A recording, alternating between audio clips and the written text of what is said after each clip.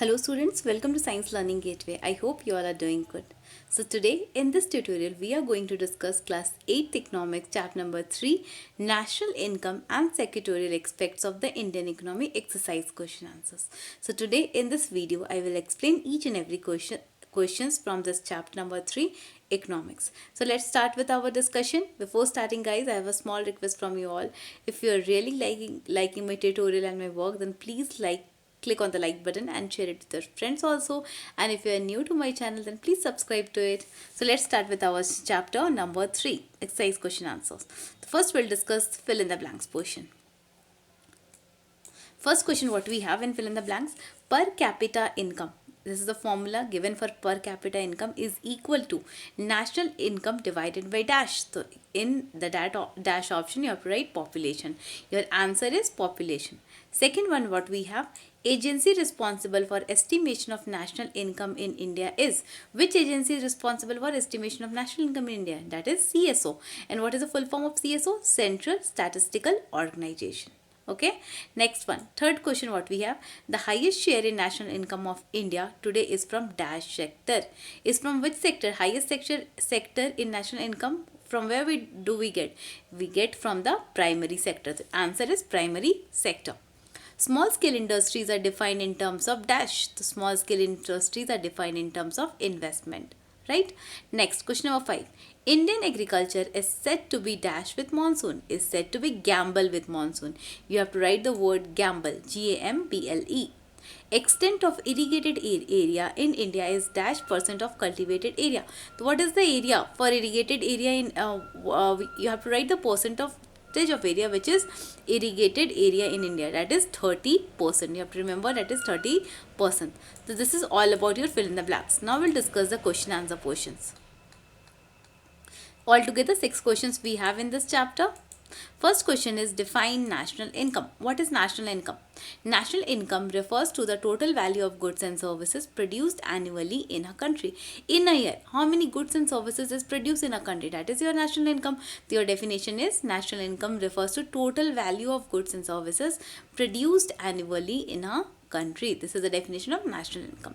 Second question what you have: if the total income of a family of 5 members, one family is there, in that 5 members are there, in 2015 was 6,07,890. Calculate the per capita income of the members of the family. There are 5 members in a family, okay, and the total income they earned is 6,07,890. You have to calculate the per capita income. So what is the formula for per capita income? Total income divided by number of members or total member. So total income is 67890, total member is 5. So per capita income is equal to 67890 divided 5. You will get 13,578. So with this you can solve these types of numericals very easily. Next question we have question number 3. State how many small industries are helpful for growth of a country like India. State how small industries are helpful for growth of a country like India. Means what is the role of small industries in India? That we have to write. So we'll write this answer in terms of points.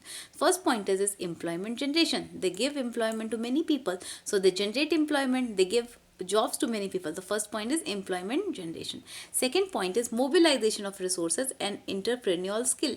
Mobilization of resources means resources are moved from one place to other place, and entrepreneurial skill, the people develop the skill, they learn many things in that. Okay, third point is equitable distribution of income is also distributed among peoples in the equal amount. Regional dispersal of industries. In a region different types of industries are also present because of small industries.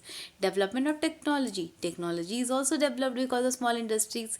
And the sixth point is promote exports. So these are the six points which you have to write for question number 3, how small industries are helpful for growth of a country like India. Next question we have question number 4. What are the reasons for decline in the size of agriculture holdings in India? What are the reasons for the decline in the size of agriculture holdings in India? So for this we will write 2 reasons, right? The first reason is as population dependent on agriculture has increased, the holding have been subdivided into smaller pieces. You know that the population is day by day increasing, and the population dependent on agriculture is increasing. Because of that, holdings have been subdivided into small pieces. The agriculture holdings, they are divided into small pieces. It is second point is, it is not possible to take up any kind of development work on such a small piece of land. And what happens if the small lands will be divided into small pieces? Then to grow the crops, it is very difficult for the farmers to grow the crops in that small region. So it is not possible to take up any development work in such small pieces of land. So these are the two reasons which you have to write for question number 4. Next, two more questions we have, question number 5 and 6. Question number 5. Examine the reasons for the crisis in Indian agriculture. So what are the reasons for the crisis in Indian agriculture?